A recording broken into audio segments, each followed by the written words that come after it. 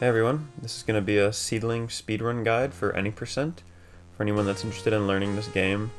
I hope this will be a valuable resource. I'm going to go over pretty much everything I can, and let's just get into it. So first thing to note is immediately when you restart the game, you're going to be in this little cutscene where the wind is blowing and everything, and what you're going to do is double tap escape to basically go back to the title screen and then re-enter the main screen. You don't have to double tap escape, you can press escape and then press any other key to return back here, but I find double tapping escape to be the easiest way. Then just go down into here. Once you enter this next room, hold down left and you'll walk across the water, save a couple frames. In this upcoming room, you're going to want to hug the corner a little bit to bait this like little Goomba looking thing into going upwards so that you can successfully push the block. If you don't do it well enough, the guy will get in your way. So yeah, just hold up left for a little bit and then just kind of hug the wall until you do that, until you can push the rock. Then here this one is kind of a inconsistent room. Sometimes this Goomba right there won't really go down all the way into the spikes, but I find the most consistent way to do it is to kind of hold down for a little bit and then just go straight up left. If anything weird happens and the guy gets stuck behind a block or whatever, you can just kind of like bait him out and then put him at like use the spikes again, and it should be fine. You'll only lose like about 2 or 3 seconds at most. Not the biggest deal. And once you get into this room, you want to hug this little area right here where I'm standing for like a half second or so, just to bait this Goomba right here so you can go under him. See that again? If you're really scared, you can wait a bit until he falls into the water, but you don't need to do that. You can just wait a little bit and go under him like that. Continuing on, you just push this, press this button for a bit, move this block, press the button again, wait for him to die, and then here we get our sword. So sword is the main way of moving around, double tapping X, or right now, sword is also at the C. Pressing X and C at the same time is going to be a really valuable movement. As soon as you enter this room, you just go up left and get the little seed piece in the chest while also dying, saving a bit of time. In this room, you can try to kind of cut the corner a little bit, but it's pretty inconsistent and I wouldn't recommend doing it. You'll save like 2 seconds or something. It's not really worth it, but it is possible. But there's going to be a bigger reset point later in the run, as we'll see. So not worth to cut all your runs short there.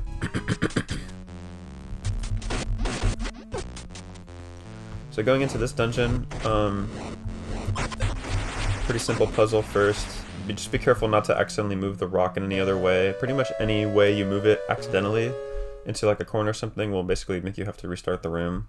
So just be pretty precise with your directional movement. And then in this room, there's a couple different ways you can do it. The way that I prefer to do it is by cutting these 2 rocks here at the bottom and then entering this room, entering right out, and then holding up right to get a little damage boost. Another way you could do it, ooh, I don't know if I can get out of here now. Okay, yeah. Another way you could do it is, which I find a bit harder, is to cut the rope right there to stop the spikes and then go across the water, which is possible but is a little tricky, and I find the damage boost one to be a bit more consistent, and they're about the same speed, so no worries there. In this upcoming room, what I like to do is to, instead of pressing X and C to dash, I only press X because you don't want to actually go too fast. You're going to be wanting to manipulate this enemy a little bit here to hit him at a certain angle so that he lines up well with the other enemy across the room, kind of like this. If you go too fast, it won't always work, so I just like to do it this way for consistency. You just want to have them both be near each other so that you don't waste time going across the room to kill one or the other. And here there's going to be a sign that you can activate by pressing X, so if you want to dash across that without tapping it, or without interacting with it to lose time, just press C to dash. It's going to be relevant a couple times throughout the run. There's going to be text boxes that you can activate. You just wait for this guy to open himself up and then you slash him. No big deal. And then in this room, the movement I like to do is just to dash once down and then go up left.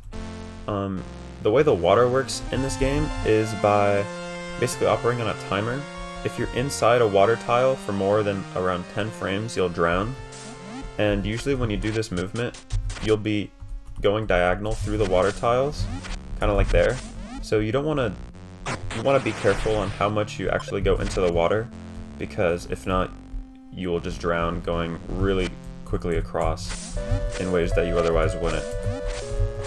Like there. So just a warning there to make that room more consistent. Here's going to be another cutscene. You're going to double tap escape right when this little shining sound stops. Again, another text box here. Remember to just be pressing C during that. Then we're just following this path to the forest dungeon. You can maybe get a little damage boost on this guy if you're cheeky, but it's pretty difficult and not really worth anything. Another text box here. Press C through that as well. And then when you fall down that hole, again, double tap escape to skip the little cutscene that plays. And then here is going to be where most of the runs die, because this is a really inconsistent skip.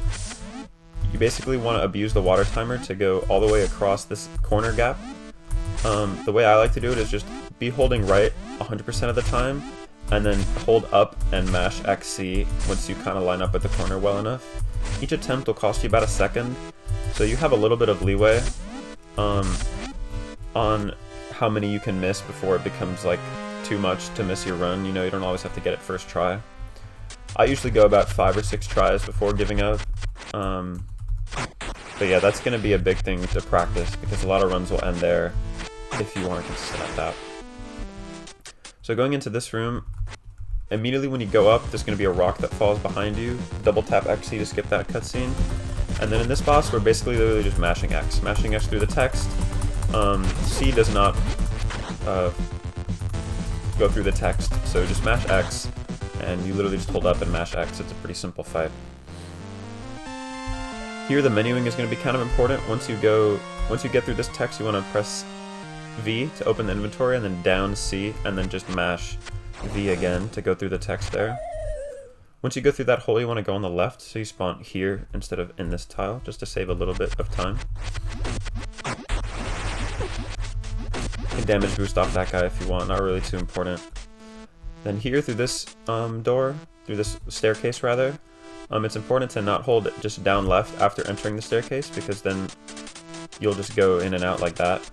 So if you try to go too fast, you hold down left, you'll just enter back the staircase. So you want to hold left for a bit, and then we exit that forest dungeon. And then once we press this, once we activate this key, we're going to be stuck for a bit. So what I like to do here is just reapply my sword to C, so that we're a lot faster.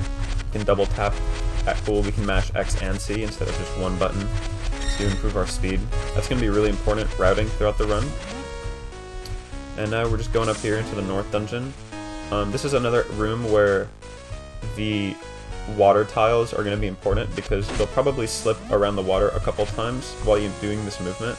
This is a pretty tricky movement, especially when you boost, you go really, really far, or when you dash rather, and it becomes pretty difficult to control. So I would take it slow at first, and kind of figure out where the best times to dash is, so that you don't lose, so you don't die in these rooms, because they can be pretty tricky. If you want to take it slow, that's fine. Here you can kind of just freely mash X and C through this water tile, because you have the ice to boost you. And then we enter the north dungeon. So a big thing in this dungeon is going to be kind of riding the ice to maximize your movement. Like across these ice tiles, you want to go like up, diagonal, and then down like that. Again, X and C, double tap escape through that falling area. And then the menu is going to instinctively activate here. So you want to just press V once to get rid of that. Going down here, riding the ice again, and in this room, you don't even have to hit the big guy there, because you can maneuver in such a way, leading him down here, so that he will just fall into the water chasing you and die. So it saves you a little bit of time not having to kill him. In this other room, it's going to be more just riding the ice. You can make it through, there's like a little bit of a cycle here with this like hammer thing. If you make it early, that would be great, but it's pretty tricky. Pretty precise movement to get through that room, so if you just hold down, as long as you don't die in the whirlpool, you're not really losing anything. Again, here double tap escape to skip, and now we have the tentacles boss. So I usually stay in the center and just try to hit everything I can. If you get like a 3 cycle, that's pretty good. A 2 cycle is even better, but more rare. Oh shoot. Something spawned in front of me. But yeah, just hit everything you can. Trying to focus on the most recently spawned tentacles, because they stay out for longer, and then immediately just go in here. You can skip this text by just pressing X and tapping the opposite direction well enough, but it's pretty fast text. It's good to give it a try once without trying to be too precise with it, because trying to set it up and like if you try to set it up and get it, you probably won't even save that much time because it's pretty brief text. So you just kind of try it once just in case you get it.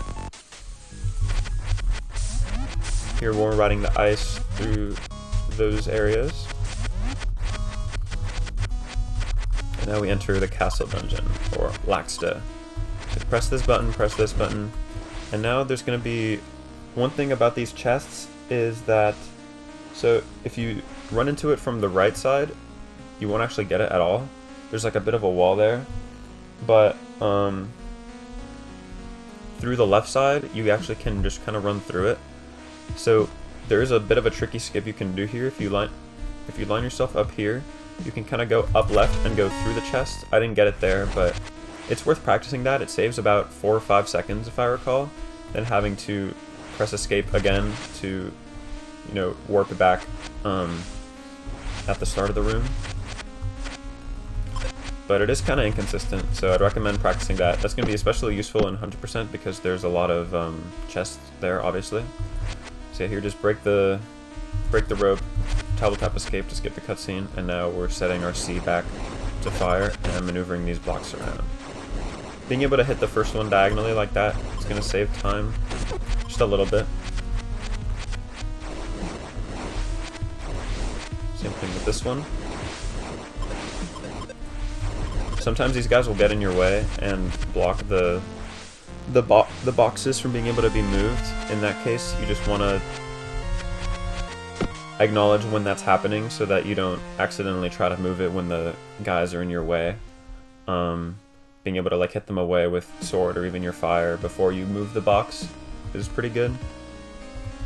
Here's a bit of an inconsistent area. What I do is just like hug these down and right walls, but there's just kind of like a wall of enemies there that'll be kind of tricky to hit. That guy, you want to just kind of attack him the way I did, or else he'll kill you, basically. And then here you can tap C before you hit the chest. I like to go in from the left, again, because there's more room, and then you can hit the tree from behind, and you can skip that little animation. As soon as you hit this button, double tap escape again. Now we're going up here, killing this guy. Don't worry about your damage, there's nothing that can hurt you anywhere else in this little split. Now it's just a matter of getting the rhythm right to be able to push this box all the way over. Again, being able to hit it diagonally is very good there.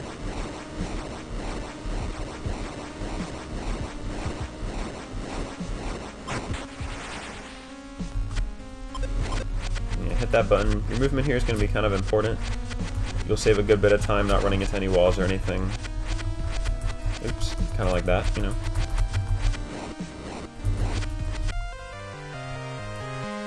And then what you could have done while you waited for that key thing over here to open is to switch back to your sword. I forgot. So you can do it here, waiting for that one. And now you'll be a bit faster. You can go in any of these 2 rooms.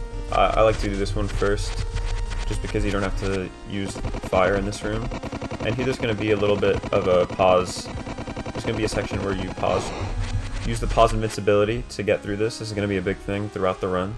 So what I have to do is go into this top left corner. Oops. Go into the top left corner of where the light is, and then move right, and just go right through like that. It's not too difficult once you practice it for a little bit. Now we go in here, break these rocks, and then at any point switch to your fire, because we're going to be moving that block.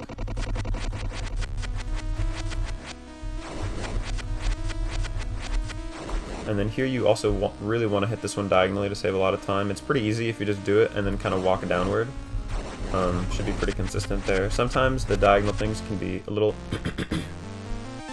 a little inconsistent, but that one I think is the easiest one. Go back to your sword.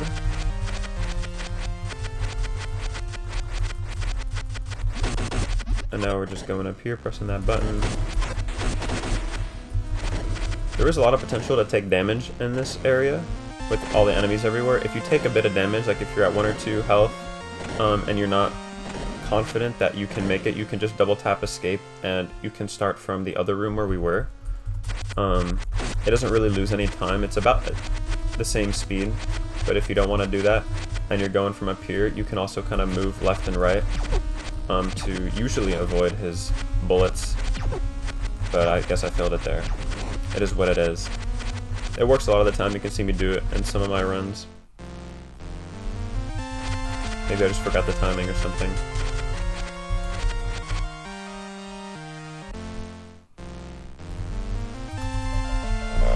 And now we get the wand. So what I like to do is just go stand right here at the tip of this box, at the tip of this line. Your horizontal spacing doesn't really matter as long as you're not in the middle, and just keep mashing the wand. And then right here, you want to stand in the middle and shoot the wand as you're moving up, because there's this little thing here you need the wand to go through. You can do it basically during the flash and then move up and warp out of here while the boss is dying. So that's what you want to aim to do. Now we're just doing more overworld movement to get the waterfall feather. You want to be in the water as little as possible on the way through this. Cutting corners, things like that. Now we have the penguin's feather to be able to move up and down waterfalls. Again, text box here. Press C through that. Now we're going in the Woshad dungeon. I like to enter this on this space rather than this one, so that we can just hold left through here instead of having to go down left. We're going to use paused invincibility again in this upcoming room. There's no secret to killing those enemies, just slash. Pause through that, and then we just move up like that. And usually you'll have to wait for... Oops. Usually you'll have to wait a bit for this guy. You want to hit this button. Don't worry about that one, doesn't matter. Nothing bad happens if you hit it. This is pretty surprisingly difficult to get through sometimes. I like to just kind of run into it and then press right for a bit, and then you should be able to go all the way up. To get the spear, again another text box you don't want to activate by accident. I'd recommend practicing this room a good bit because it can be kind of tricky if you're not confident in it. Oops, same thing with that one. You can make that cycle if you're fast, like I just did. If you're not confident, you can just wait it out. You lose like a half second or so. And here we activate the spear. So, spear movement is going to be kind of important because the way that the spear works is that if you're holding any direction, it's kind of hard to explain, but if I'm walking left and I press down, I'll still spear to the left. So if I want to spear this down, I want to be walking left and then let go of left and then tap down to be able to do it. Like you can see how my arrow keys worked throughout that room. So get the key, die, switch back to your sword, and now we're going to the lava dungeon.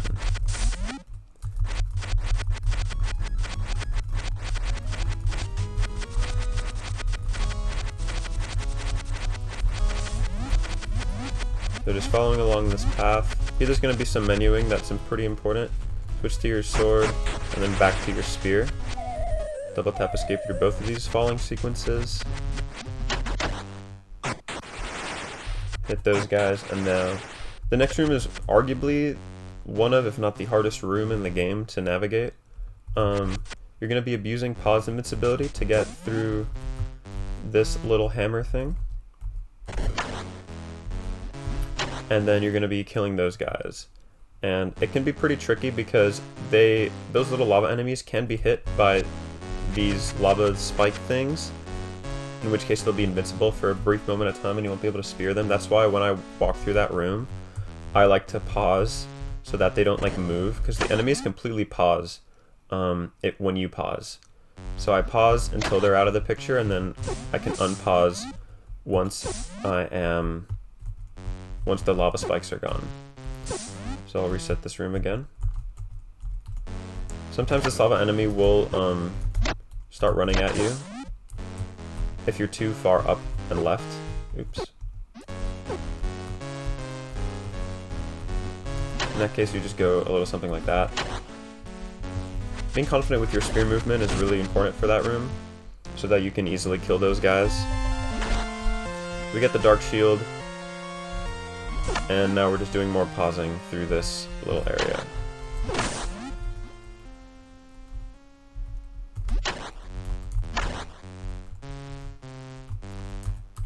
So yeah, pretty tricky room. That's probably one of the most important rooms to grind out in the game. Now entering this... Oh, another thing with these little doors that you need like shields to activate, there was one in the dungeon where you had the first boss. If you run at them with too much speed, you can actually freeze the game. You can like start activating it, disappearing while you're on like this tile. And the game will kind of freeze if you do that. So just be careful not to be moving with too much vertical speed when you run into them. In this room, if you want to save time, you can do like a dash every time you have a long path like that. Yeah, just be careful not to die. Here, if you double tap the spear, you won't actually kill it, you want to wait a little bit, because it'll still have invincibility. And this is another pretty tricky room. You want to bait these guys to come to you, and then move ever so slightly towards this guy. If you're any closer, like this, he'll just grab you up and eat you. So... Oops. Forgot that floor disappeared there. So yeah, just wait, you'll probably get hit by that, and then just double tap the spear on that guy, waiting a little bit. Then we get the lava suit. I like to go in kind of from... I go up left and then up right, because your momentum will carry through after you get the item.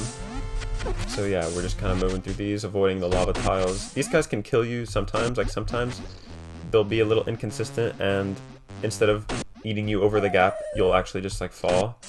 I think the best way to avoid it is just by moving at it straight from below without moving any diagonal way.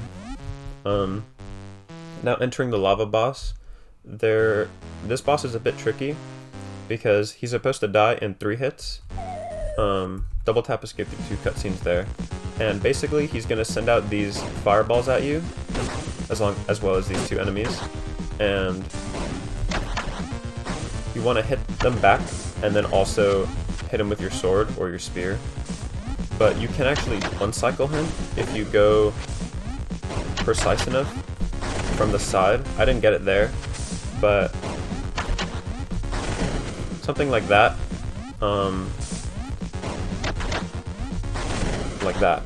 And if you didn't get that, it's good to stand exactly where I am here and just like keep mashing the sword, because that'll set you up for a guaranteed 2 hit. Even if you only got 1 hit there, when you do this, you have a 2 hit. So if you miss it, it's faster to just go for this consistent 2 hit setup than to reset and try to go for another 1 hit KO, which might be a bit tricky. So once he dies, double tap escape, we're going back up. Not too important to go back to the sword here, because we're going to need the spear at the beginning of the final dungeon, which is coming up next.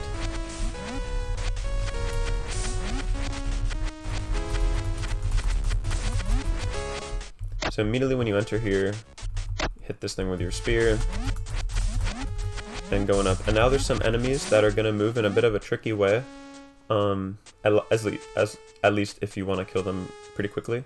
So the main thing is that if you just go up left, this guy all the way on the right won't follow you.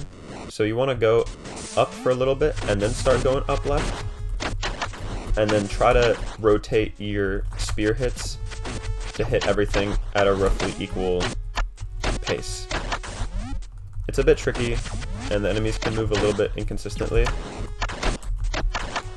But yeah, you probably won't lose that much time in here unless this guy on the right doesn't start following you. That's the most important part of this room. Once you enter here, this is another case where if you hold in the direction of where the enemies are going to be on the right, you'll just run back into the staircase. So you want to hold down for a bit first. And the other thing is, if they run into you, you'll get hit. They'll hit your dark sword, or sorry, your dark suit or your dark shield, and they'll be invincible from your spear for a bit. So you want to try to actually just hit them with your spear before they can run into you.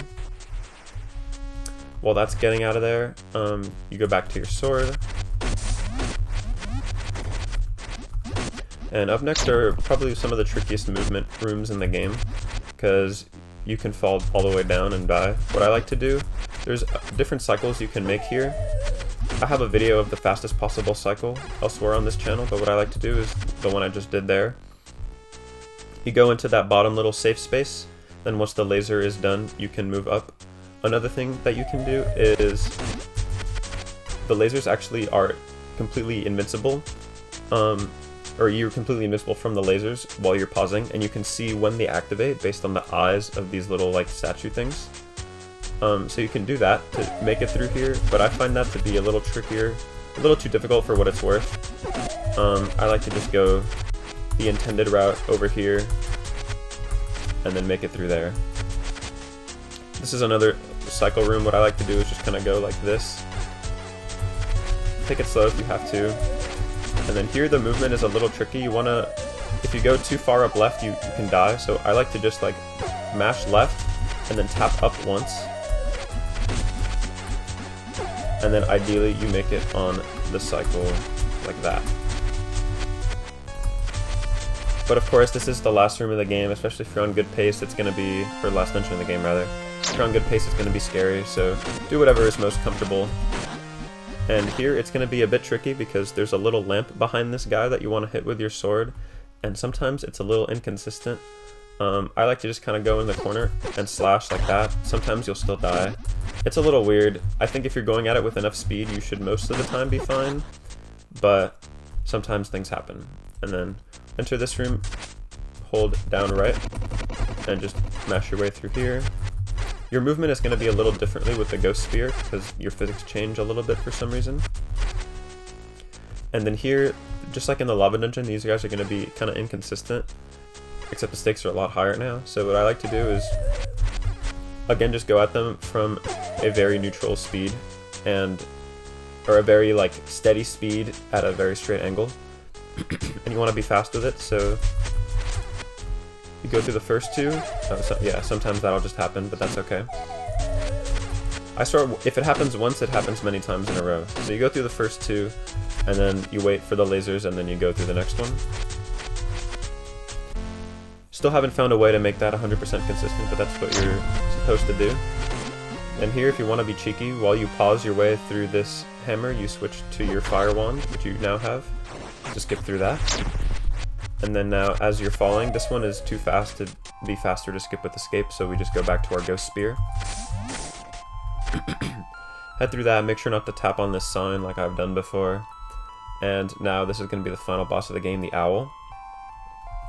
So the important thing here is that when he spawns, he's not at his nest yet.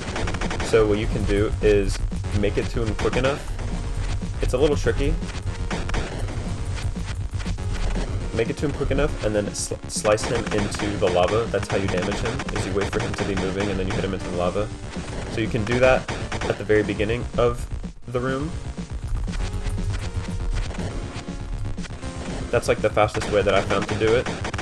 Hitting him like up left, up right, and then down. And another important thing is, yeah, sometimes he drops these little bomb things that can make it a little tricky to hit him. But this saves a good 7 or 8 seconds. So the other thing is you want to hit him in a way so where you hit him towards the next nest, kind of like that. Whereas if you hit him away, you'll lose a bit of time there. And then yeah, just hit him one final time. Don't stand in front of the rock because you can get hit, like I did there, and you might fall into this flower and just die. And then yeah, once you're here, this is basically the end of the game. There's one final time save you can try to squeeze out. You can skip this text by he'll activate automatically if you run into him.